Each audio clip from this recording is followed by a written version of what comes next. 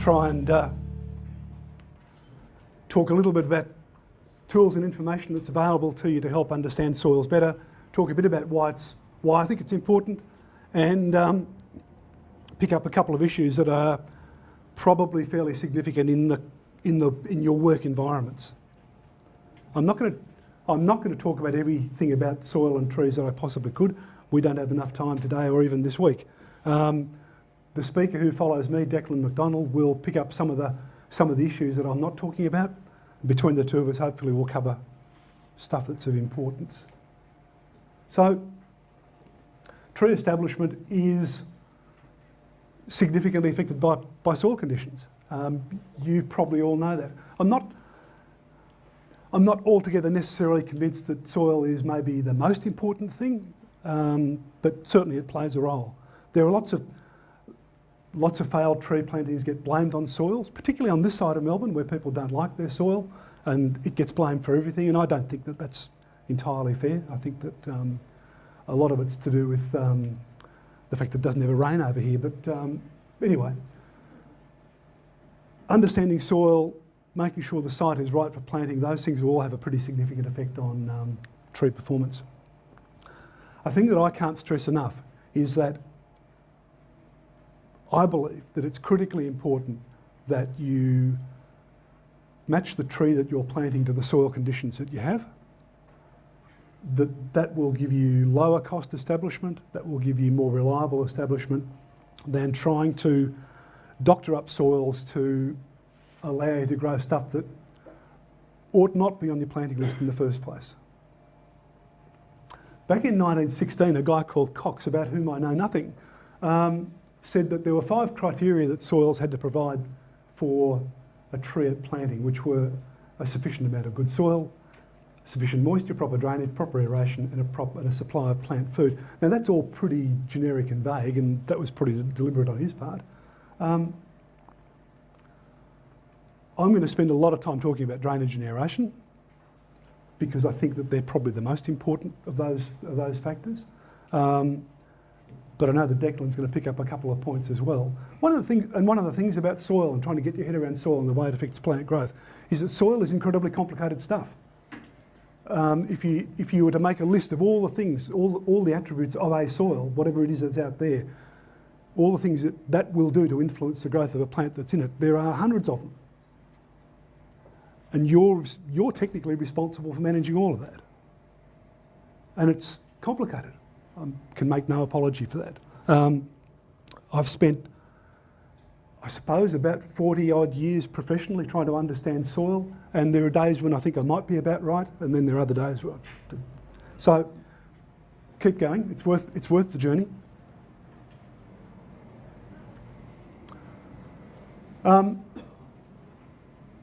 We know that, the other thing we know about the way trees grow is that their interaction with the soil is primarily pretty close to the surface.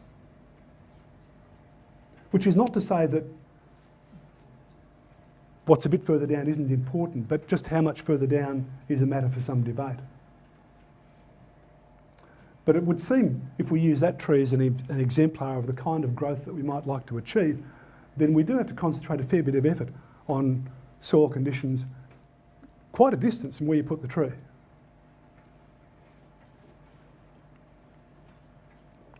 And if you get it right, and you get that magical combination of site soil conditions and tree selection and planting right, then things are successful. And if you're not so successful, then things aren't so successful. What's wrong down here in the bottom right-hand corner? Those trees are really suffering, and it's probably one of these things of an entirely inappropriate combination of site soil conditions and the tree material that was planted there. I wanted to pick up a point that Hamish didn't specifically refer to, but that his slides exemplified over and over again.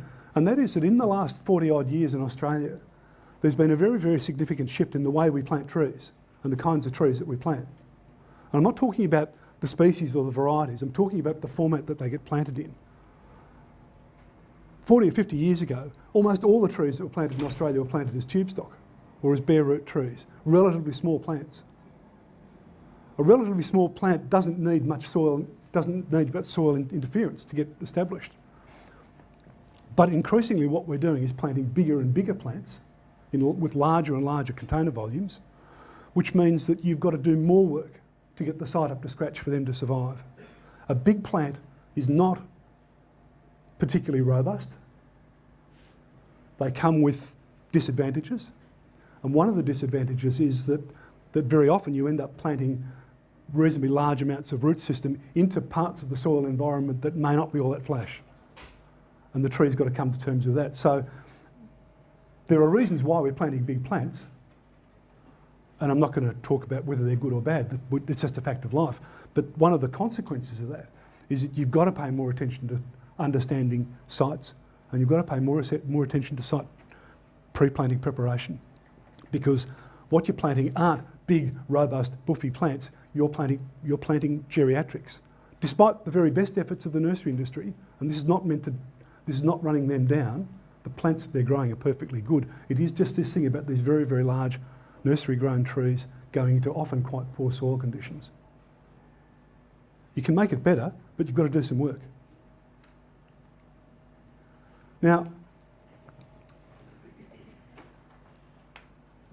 if you're going to plant a tree, you have to understand the site. Now, you might know it just because you know it. It might be a part of the world that you've worked in for a while, perhaps your whole life. So you sort of pretty intimately understand what its limitations are. Or it might be a brand new one. Some of you work in local government, you will probably know your soils. But if you get a job on the other side of town, then the soil environment's going to change and you've got to learn all that again. Some of you people are commercial operators and you'll be planting trees in different places every week and the site conditions will change as you move around. So getting a handle on what site conditions are like, what they're likely to be like, what they actually physically are like is important because it allows you to drive plant selection. It allows you to figure out what, if any, soil amelioration is required. It allows you to specify new soil if needs be. It lets you talk about how the soil should be managed on the site and if you're going to go about preserving and reusing soils, you can do that as well. And this is stuff that Declan will do, I think, in a bit more detail. I'm not going to list all the things that could go wrong. I'm going to limit myself to a very narrow set of physical soil properties. And the ones that I'm going to concentrate on mostly are properties related to drainage and aeration. And I would rather suspect that many more trees die of problems of poor drainage and aeration than possibly any other consequence. The sort of problem soils that will have poor drainage will be soils with fine texture, by which I mean clays, soils which have poor structure, soils which have been compacted, soils where the topsoil layer is relatively thin before you hit the subsoil, and soils that are on areas that are flat or in drainage depressions. Now, within certain limits, you can predict whether these things are going to be a problem for you at a given site before you even get there. There's a document called Melbourne Soils, which if you've never read is worth reading.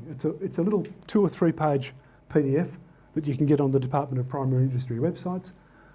It was written about 20 years ago, and it talks about the 10 most common soil groups that you find in the Melbourne metropolitan area, talks about their properties and explains where you find them and explains how they should be managed. It's a remarkably useful little piece of information. But it's there to use. What it does is it links the soil that you get with the geology of the area. And in Melbourne, geology and soils are very, very closely linked.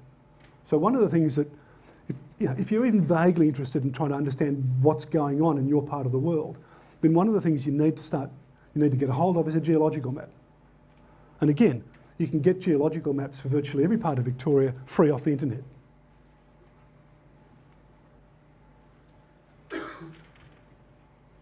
This page comes from the DPI store, and it has electronic versions of basically every geological map that's ever been produced to the state of Victoria. So you can dive into this and you can find the bit that you want. You can pull it up, you can see, well, this is the kind of rocks we have. And in the Melbourne metropolitan area at least, you can use that to read Melbourne soils. So use it, it's there to be used. Now, for instance, this is part of the city of Melbourne. It's the top end of West Melbourne and North Melbourne. It's Queensbury Street, Victoria Street, up past the Flagstaff Gardens. Now, in that area of only a few city blocks, there are 4 distinct geologies. So the soil closer to the east is different to the soil to the west, and it's different to the soil in the middle because the parent geology underneath is different. And that's in quite a small area. And so everybody who says, you know, all the soils of the western suburbs are X is essentially wrong, because they're not. I'm prepared to accept that there are great swathes of basalt, but there's other stuff too, and it's worth knowing what they are because it does affect the soil that you get, and it does affect what you do or don't have to do, or what you could or can't expect from plants that you might put in there. So this information is there, and it's available for you to use. Where is the best soil in that conglomeration? It's probably the yellow stuff.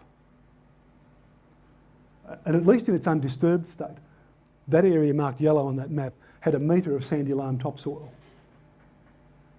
which from the point of view of tree growth is pretty close to wonderful. Now, I'm going to take you on a quick cook's tour of the four most important soils in Melbourne. So this is based on soils of Melbourne, and to read soils of Melbourne you need a geological map based on soils of Melbourne and some remarkably good photographs of my own. So now the terminology that we're using here is the terminology of that Melbourne soils thing. It's not official soil science terminology. A soil scientist would call this soil something different, but this is understandable, I think, to most people. So one of these groups are these things that they call the dark grey sands over clay. And this one here is in Kew, but this stuff stretches all the way down through the eastern suburbs and various hilltops around places like Doncaster. And in these soils, you've got about a metre of sandy loam before you hit quite often a fairly lurid subsoil in terms of its colour. Any of you who've ever driven out the Monash Freeway to where it joins the Eastern Ring Road, there are these big cuttings that were exposed when that was being built, and those cuttings are all full of this fluorescent orange clay. It's obviously the same geological system. Now these in their undisturbed states, from tree growth point of view, are wonderful. I mean, a metre of sandy loam. What's not to like about that? We have these things called light grey loams over clay. These have much finer texture in the topsoil, so these are clay loams and loams rather than sandy loams, and they're much thinner. Often they're only 150, 200 millimetres deep before you hit the clay subsoil. So these soils are less well drained than the sandy ones, and these are typically the soils of the eastern suburbs of Melbourne.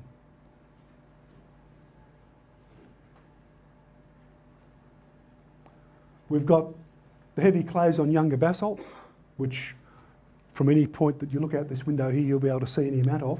And these vary between dark grey and black uniform clays, and as you go a bit further west and south, they become red-brown and change profile character somewhat. But poorly drained, alkaline, reactive, difficult. No getting away. In fact, these soils have issues, but it's nothing you can't solve with a bit of careful tree selection.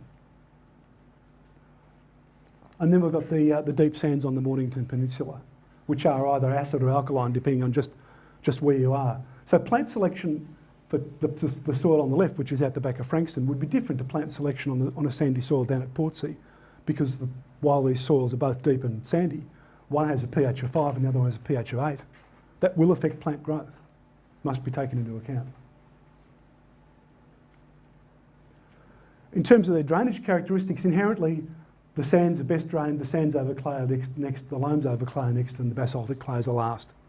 So if we're looking at a set of trees that we might use in a project, and we know that this set of species are tolerant of poor drainage and this set of species are not, then we've got a better idea of where we might put them. Now, unfortunately, over the top of all that nice natural variation, we've got development. And development is chaotic, it's uncontrolled, and it's actually mostly what you get to work with, is the post-development soil. Now, let's look at some examples. So we've got a housing estate in the northeastern suburbs where we've got topsoil removal and stockpiling and replacement and subsoil being dug up. We've got a building site in the western suburbs where who knows what's going on in there. We've got a housing development where 2 metres of perfectly good soil have been removed and planting is going to take place into what's left. We've got the importation of wildly inappropriate soil for new landscapes. Now, because of development, and because development is such a disruptive process, what's the point of doing what I argued you just should do, and that is get to understand your native soils before you start? One of the reasons why you should get to know is that the get to know process tells you a bit about what to expect even with development, because what the developers are mostly doing is messing up what's already there. But if you know that, for instance, in parts of Melbourne, at about a metre down in the subsoil, there's a layer of highly alkaline, highly salty clay, and that as a result of the digging of sewer trenches, that highly alkaline, highly saline clay ends up as your new topsoil, then that's something you can start to take account of potentially in terms of the way you might select plants. So now the soil I'm talking about there is the grey and red clays of the western suburbs. So, and I'm going to come back to a particular problem that I've seen quite a lot of in the last 12 months, which I think is linked to this disruption of deep, quite nasty material during development. There's also the effect of soil compaction that accompanies this work, that this is not usually controlled, and so by the time we get to putting trees in, we've got sites that have been abused, not only in terms of inversion and mixing of soils, but also just in terms of free access with machinery. The scale of the compaction can be quite dramatic, entire sort of city block level compaction in the case of the Olympic site in Sydney. Deliberate compaction of imported fill material on a site down in Docklands, which is, and this was given to the landscape architect, that says, this is your soil, this is what you're going to plant your new fancy landscape into. I've used this photograph without Ian's permission. He doesn't even know that I've got it probably, but anyway. There's Ian and Phil for scale, but soil compaction can, quite apart from sort of the miserable early death that plants can have on compacted soils, sometimes it can be quite spectacular failure later in their life. I don't know how old this eucalypt is, but let's say it's 20 odd years old. It's grown quite successfully and then failed because it has no deep roots at all.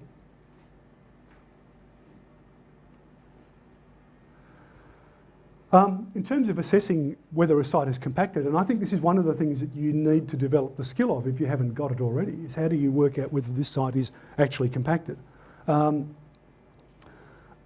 classic testing method that's used in the literature is to measure this property called bulk density, which involves the complicated collection of an undisturbed core sample of the soil. Now, this is something you might get somebody to do for you, but I'm not suggesting it's something that most of you will want to pick up straight away. The more likely method you're going to use is some version of the penetrometer, which is the name that you would give to any one of a series of devices that you stick in the ground to see how hard it is. Now, this one here is a relatively fancy one. It has a gauge that measures something. It's measuring the force that the soil is exerting back in response to having a probe pushed into it. There's a very nice one of these available from a guy in Toowoomba, relatively inexpensive, quite a nice machine. It comes with a gauge. But at the end of the day, if you can't push a metal spike into the soil, then a tree can't push roots through it. So get yourself a metal spike. I like about 1 metre with a crossbar on the top, about, what would that be? A whisker under 1 centimetre diameter with a point. Can you push it in the ground or not? If you can't, the soil's compacted. No, I'm wrong. If you can't push it in the ground, the soil's hard. Now, there are 2 reasons why that might be the case. One of them is that it's compacted. But the other one is that it's dry. And you have to be able to work out whether this is an effect of just simply the soil being dry or whether it is fed income soil compaction. The best way to do that is to pre-wet the soil before you test it, or only test in the winter. But realistically, we can't do that. So it's just one of those things that you need to bear in mind. If you're going around sticking bits of metal in the ground and you find you can't do it, then you have to rule out that it's just simply a problem of soil dryness rather than an actual soil compaction problem. But there's compaction all over the place. It's a very, very common problem on newly developed landscape sites.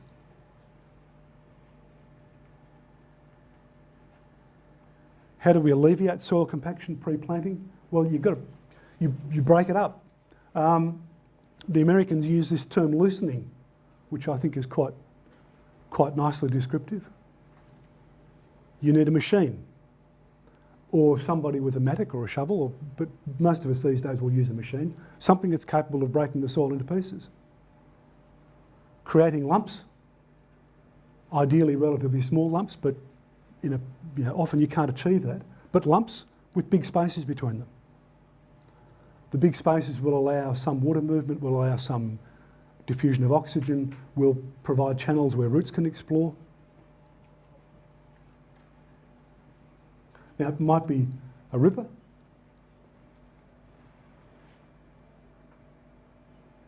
In this case, the side of a freeway outside of Melbourne. Could be a mini excavator or a big excavator. Very, very useful devices for doing this work. This site is a reclaimed tip. So it's a landfill site on which was placed 1 metre of compacted clay soil as the cap to keep the methane in and the water out. And then over the top of that was spread a layer of soil that the trees were going to grow into. The soil that was used was a relatively fine textured clay soil that was dug out of a quarry somewhere out here to the northwest of Melbourne.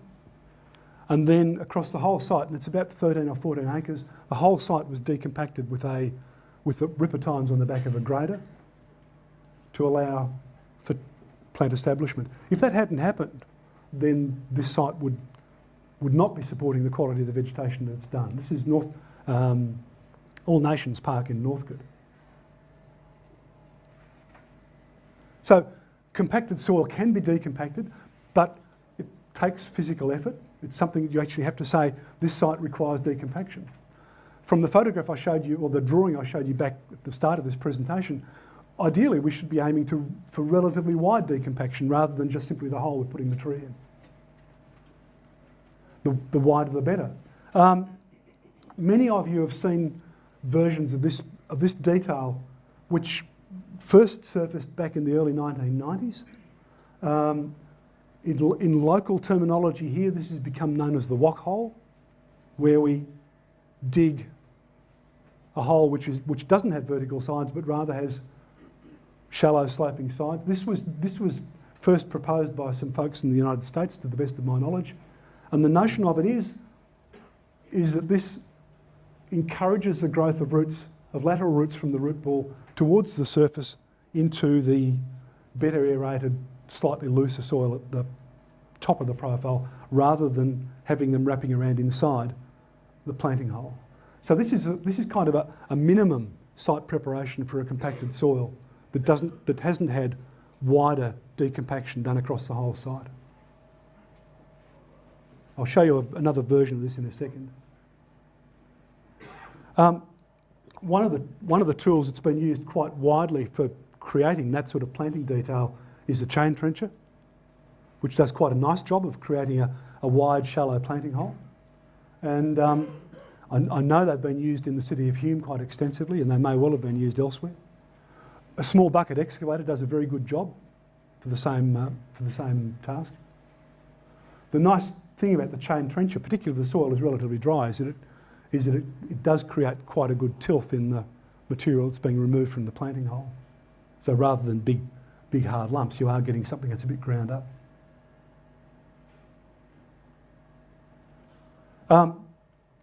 This is another version of that. This is from one of Ed Gilman's publications, but in this case we've got what is probably quite a difficult site with a very, very compacted subsoil, where we've got loosening of the soil to the sides, we've got the wide, shallow planting hole, and we've even got a slightly raised planting mound to create slightly better drain conditions.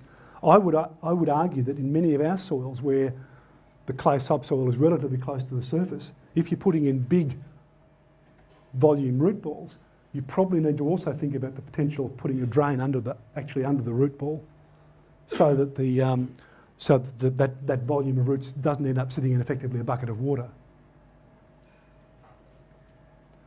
It's not a standard detail, but there would be relatively few soils in Melbourne that wouldn't be improved by that treatment, particularly with large volume stock.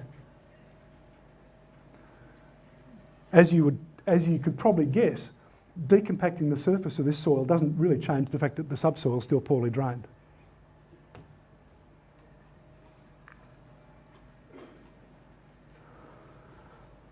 Just at the moment, we've got a small piece of work going on with a postgrad student at Burnley, and he's investigating a method of soil amelioration that I read about in a paper from the US, written by Nina Basic, who was mentioned a couple of moments ago, in which she was advocating the mixing of quite large volumes of compost into compacted soils to depths of about 500 or 600 millimetres in the soil.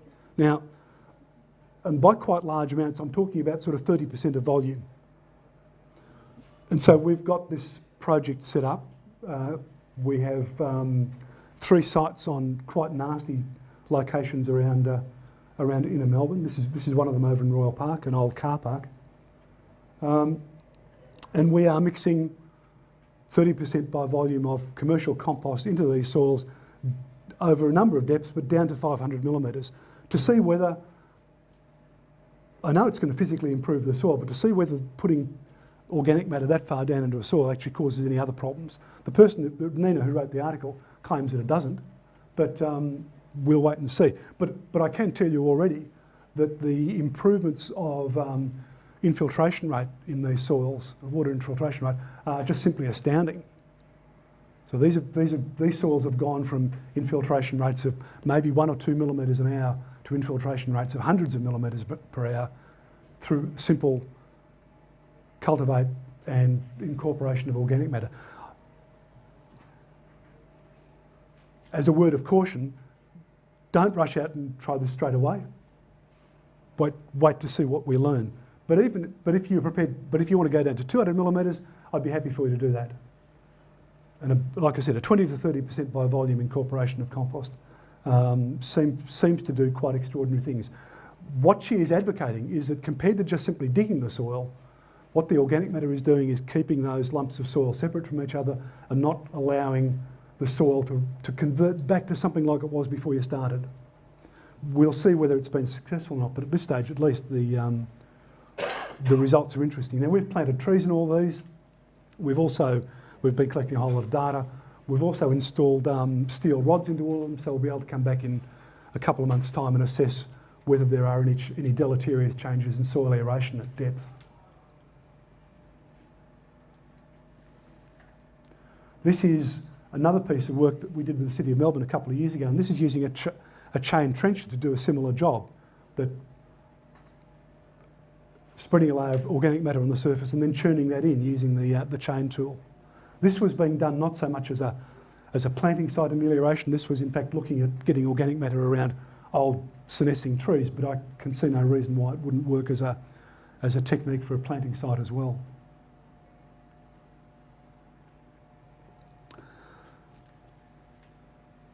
There's a whole lot of stuff we could talk about soil chemistry. As I said, Declan's going to do some of that. But some of the issues are high pH, salt, possibly poisonous things, problems with cation imbalances, levels of nutrients. Nutrients are not particularly important for trees. I want to just raise one issue and then I'll finish. On a number of basalt-derived soils around the north and the west of Melbourne, so we're talking about either grey or red clays, there's increasingly what looks like an iron deficiency showing up in trees. The trees that are affected are virtually all Corymbia, virtually all Angophora, Eucalyptus sideroxylon, Lophostomen confertus. I've seen it on Eucalyptus minifera. As far as I can tell, it's fatal. So if it gets bad enough, the trees die. It might simply be excessively high soil pH. And it might be that this is happening on these soils which have got these problems of very, very alkaline soil at depth, which is being brought up to the surface as part of development work. I don't know the answer to that. But it does have implications for tree selection because some of the very best trees, in terms of large stature trees for these drier sites on the western side of Melbourne, some of the very best trees seem to be quite sensitive to this. So I just alert you to this, and you might want to have a look around if you're working in this part of Melbourne to see whether you're seeing it as well. There's Angophora hispida with its characteristic, well, it's not characteristic yellow foliage. The tree on the left is Angophora costata, and that's as yellow as your high-vis jackets are. And that on the right is Eucalyptus minifera. Any of you who know the old freeway road into Geelong that goes in through Norlane, about a third of the trees in there are showing this symptom, and I'd reckon about 10% are in the process of dying from what appears to be this thing. So this is potentially quite a serious problem, I think. And now clearly you can solve it by tree selection because there are things where this doesn't happen. But it is interesting that the sort of your go-to trees for these sorts of sites appear to be sensitive. So keep an eye on that. This is Corymbia citriodora in Mildura, where we know there are alkaline soils. And but these trees in this photograph are interesting because they're showing the symptom that the trees around other parts of Melbourne are showing, and that is that it's patchy. So here we've got a row of trees, and it's the ones in the middle that are most affected. Now, is that because the limestone's closer to the surface? I've got no idea. That would be a working hypothesis. Anyway, watch out for that.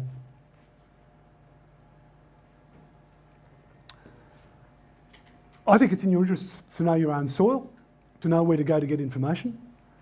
I think it's in your interest to understand the tolerances of the trees you work with. And I think you should be conservative. You will get the best results with the plants that are best suited to your area. And there will always be pressure from people to want you to do stuff that's a bit frilly and a bit fancy. And very often, it's not in yours or the tree's interests. I